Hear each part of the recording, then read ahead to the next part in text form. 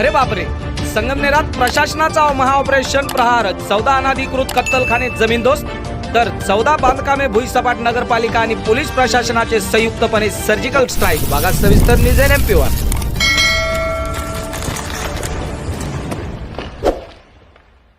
नमस्कार, Prashant news NMP मध्ये आपले सर्वांचे पुन्हा एकदा स्वागत मंडळी। आज आपण आलेलो होतो संगमनेर शहरातील भारतनगर या ठिकाणी।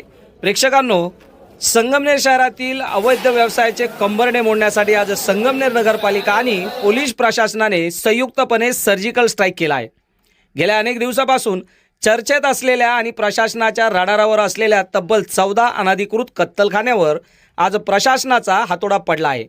या धडक कारवाईमुळे संपूर्ण शहरात खळबळ उडाली असून अवैध कत्तलखाना चालकांचे चांगलेच धाबे दाणाले आहेत।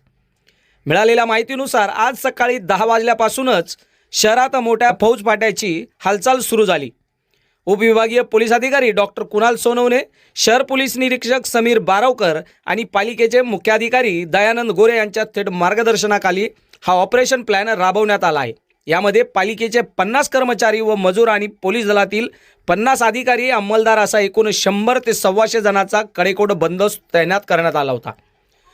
प्रशासनाने अत्यंत नियोजनबद्ध पद्धतीने पुढील संवेदनशील भागात कारवाई केली। ते भाग आहेत भारतनगर 1, जमजम कॉलनी 2, मदिनानगर 3 आणि रमाई उद्यान परिसर 4 अशा 4ही ठिकाणी दमदार कारवाई केलेली आहे।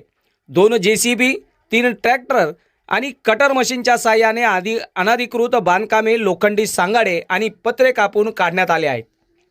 दुपारपर्यंत सुरू असलेल्या या कारवाईत सर्व 14 बांधकामे भुईसपाट करण्यात आलेली आहे। आपण बघू शकता न्यूज NMPच्या या कॅमेऱ्याच्या माध्यमातून। प्रेक्षकांनो, या मोहिमेत संगमनेर शहर पोलीस ठाण्याच्या महिला पोलीस निरीक्षक फरानाज पटेल, उपनिरीक्षक फडोळ, प्रशासकीय अधिकारी प्रल्हाद देवरे, आरोग्य अधिकारी अमजद पठाण तसेच महेश गौरडे, जुन्नरे, मावळकर, साजिद पटेल, अल्ताफ शेख, जयराम मंडलिक यांसह अन्य कर्मचारी व पोलीस पथकाचा मोठा सहभाग होता। शहरात कोणत्याही प्रकारचे अनाधिकृत व्यवसाय किंवा अवैध बांधकामे सहन केली जाणार नाहीत। तसेच नियमांचे उल्लंघन करणाऱ्यावर यापुढेही अशीच कडक कारवाई सुरू राहील असे आवाहन देखील यावेळी उपविभागीय पोलीस अधिकारी डॉक्टर कुणाल सोनवणे आणि शहर पोलीस निरीक्षक समीर बारवकर यांनी केली आहे। बघा सविस्तर माहिती दिली आहे उपविभागीय पोलीस अधिकारी डॉक्टर कुणाल सोनवणे यांनी। संगमनेर मध्ये मोठ्या प्रमाणात कारवाई झालेली आहे। अवैध जे कत्तलखाने याच्यावरती तब्बल 14ची माहिती मिळून आलेली आहे। काय सांगणार यावर? आज संगमनेर मध्ये ज्या ठिकाणी अवैधरित्या गोवंश जनावरांचे कत्तल होण्याचे गुन्हे दाखल आहेत किंवा असे प्रकार निदर्शनास आलेले आहेत, अशा ठिकाणी नगरपालिका आणि पोलीस प्रशासन यांच्या संयुक्त विद्यमाने आज सदरच्या अवैध कत्तलखाने पाडण्याची मोहीम हाती घेण्यात आलेली होती आणि ही मोहीम पार पाडण्यात आलेली आहे। तसेच यापुढे सुद्धा ज्या ठिकाणी अशा प्रकारच्या कारवाई होतील त्या ठिकाणी सुद्धा याच प्रकारची कारवाई भविष्यामध्ये केली जाणार आहे। तुम्ही ज्यावेळेस नवीन कार्यरत झाला त्यावेळी देखील एक कारवाई तुम्ही मोठ्या प्रमाणात त्या ठिकाणी केली होती, मात्र ही कारवाई त्यापेक्षाही मोठी आहे।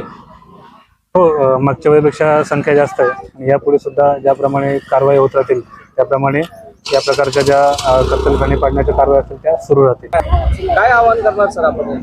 यापुढे सुद्धा या प्रकारचे अवैधरित्या कत्तल होत असल्याचे प्रकार निदर्शनास आले तर सदर ठिकाणी अशा प्रकारची कारवाई केली जाणार।